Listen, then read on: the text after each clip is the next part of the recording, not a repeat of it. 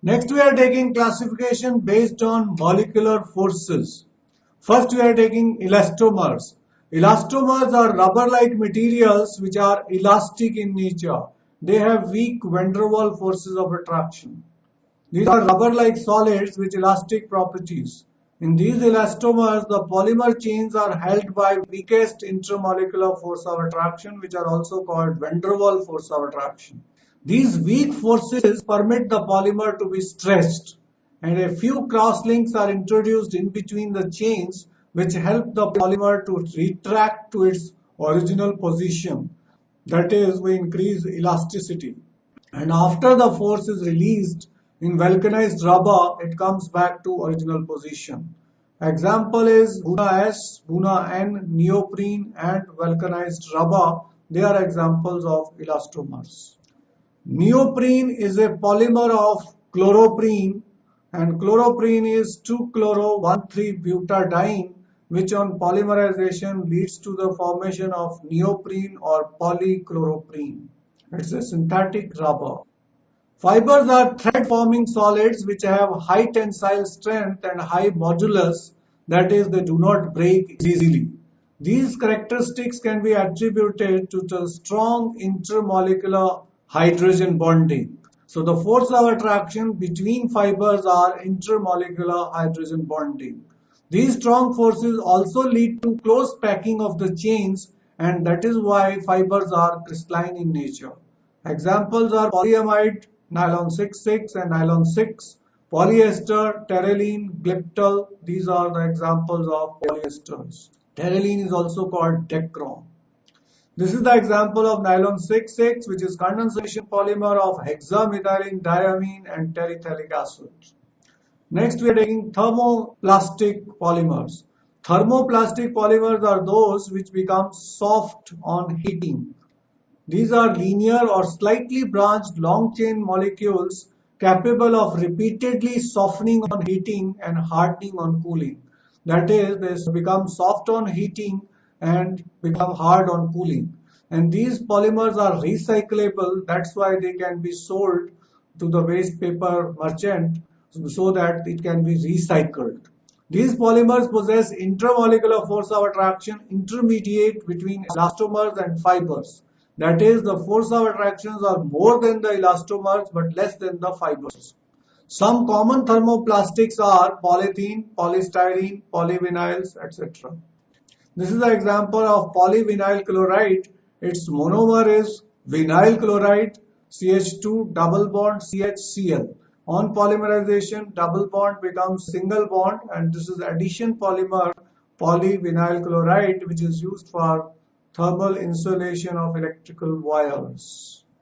Thermosetting polymers. These are the plastics which do not become soft on heating. These polymers are cross-linked or heavily branched molecules which on heating undergoes extensive cross-linking in the molds and again become infusible. That is, they do not melt on heating and they are heat resistant. These cannot be reused. Just like thermoplastics can be recycled, thermosetting plastic cannot be recycled because they are not affected by heat. Some examples are bakelite, urea formaldehyde resin, etc. This is the example of bakelite, which is cross-linked polymer of phenol and formaldehyde. Next, we are taking classification based on modes of polymerization. The addition and condensation polymers are nowadays referred to chain growth polymers. Addition polymers are referred as chain growth polymers, whereas condensation polymers are referred as step growth polymers. Depending upon the type of polymerization mechanism they undergo during their formation. So, addition polymers can be classified as chain growth polymers because there is a growth of chain at once because reaction is very fast and generally involves free radicals. In condensation polymers, slowly the chain increases in the steps. That's why it is called step growth polymerization. Type of polymerization reaction. First, we are taking addition polymerization, which is also called chain growth polymerization. First, we are taking free radical mechanism of polymerization reaction. This compound is called benzoyl peroxide. Benzoyl peroxide undergoes homolytic fission, resulting in the formation of benzoxy free radicals. Benzoxy free radicals are unstable, they lose carbon dioxide and form phenyl free radical. Benzoyl peroxide acts as initiator for free radical mechanism.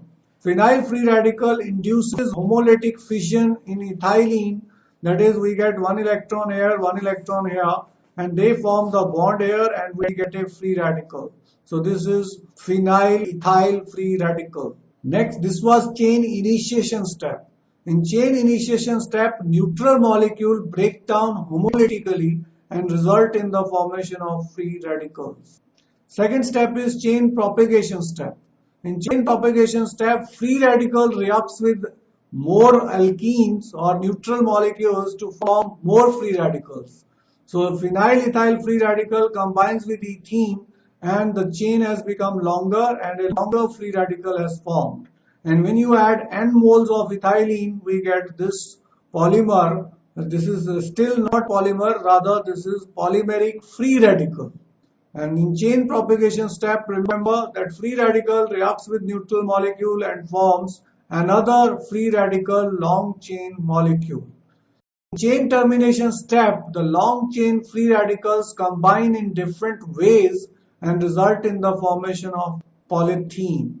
Here we had free radical which we had got in the second step. This is another free radical which we have got in second step. They will join together and form a long chain, and this polymer is polythene. So this was free radical mechanism of addition polymerization which results in the formation of polythene. Next we are taking preparation of some important addition polymers. First one we are taking polythene. Polythene can be of two types. One is low density polythene, another is high density polythene. First we are taking how to prepare low density polythene. It is obtained by polymerization of ethene under high pressure of the order of 1000 to 2000 atmosphere. Temperature is 350 to 570 Kelvin. In the presence of traces of dioxygen or peroxide as initiator, and this initiator also acts as catalyst. Low density polythene, denoted by LDP, obtained through the free radical addition and hydrogen atom abstraction, is highly branch structure, and due to branch structure it has minimum surface area and its density is low. Low density polythene is chemically inert, means does not react with chemicals, and is tough and flexible and poor conductor of electricity.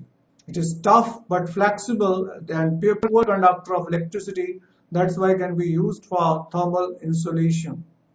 Hence it is used for insulation of electricity carrying wires and manufacture of squeeze bottles, toys and flexible pipes. High density polythene is formed when addition polymerization of ethene takes place in a hydrocarbon solvent in the presence of catalyst, heterogeneous catalyst like Ziegler-Natta catalyst. Ziegler-Natta catalyst is triethyl aluminum and titanium tetrachloride at a temperature of 333 Kelvin to 343 Kelvin under a pressure of 6 to 7 atmosphere. Because it is linear chain and not branch, that's why the force of attractions are more and it leads to high density polythene. High density polythene thus produced consists of linear molecules and high density due to close packing. It is also chemically inert and more tough but hard and not flexible. It is used for making buckets, dustbin, bottles, pipes, etc. Next we are taking polytetrafluoroethene, popularly called Teflon. It can be denoted by PTFE. Teflon is manufactured by heating tetrafluoroethene with a free radical or persulfate catalyst at high pressure. Teflon is chemically inert and resistant to attack by corrosive reagent. It is used in making oil seals and gaskets and also used for making non-stick surface coated utensils. This is the way how it is prepared. Large number of CF2 double bond CF2, that is tetrafluoroethyl, in the presence of suitable catalyst like persulfate or free radical generator at high pressure leads to the formation of Teflon. And even Teflon coated blade do not get rusted easily, and even the lower parts of the cars are also Teflon coated so that they do not get rusted. polyacrylonitrile. The addition of polymerization of acrylonitrile prop to ene nitrile in presence of peroxide as catalyst leads to the formation of polyacrylonitrile. This is the monomer which is called acrylonitrile. Another common name is vinyl cyanide. IUPAC name is prop to ene nitrile. On polymerization in the presence of peroxide as a catalyst, it results in the formation of polyacrylonitrile. Polyacrylonitrile is used as substitute for wool. It is also called artificial wool in making commercial fibers like Orlon or acrylane. It is used for making carpets.